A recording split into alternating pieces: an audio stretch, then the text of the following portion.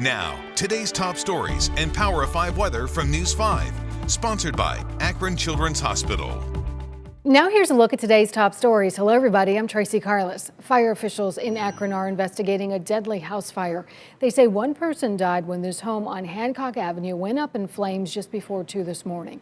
Another person was trapped inside and was taken to the hospital, and a third person escaped by jumping out of a window. Investigators are still looking into the cause of that fire tonight.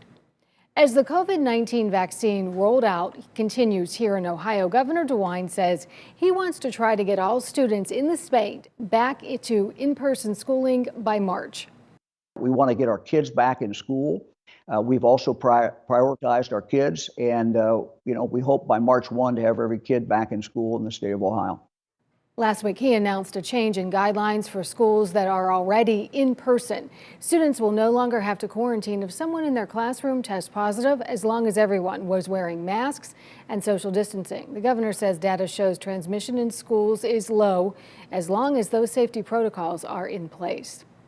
The Browns pulled off a huge victory to clinch a spot in the playoffs, and we know this guy was cheering hard at First Energy Stadium today. Tom Seipel posted this picture of him entering the stadium decked out all in Browns gear. He's the cancer patient who was recently told he likely only has weeks to live. Browns fans raised enough money to fly him from Georgia to Cleveland to attend the game today, and Emily Mayfield, wife of the Browns quarterback, offered to let him watch the game in her suite. How sweet is that, Ramisha? That is super sweet, and I'm sure he had a wonderful time out there. And of course, he gets to celebrate the big Browns win into the playoffs, sailing right on in after 18 years. That is certainly something.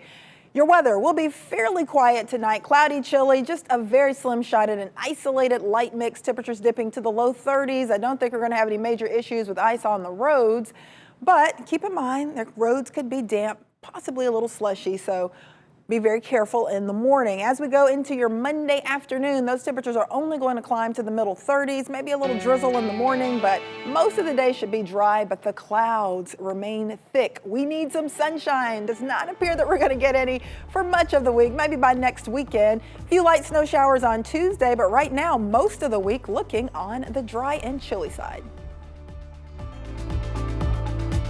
Sponsored by Akron Children's Hospital.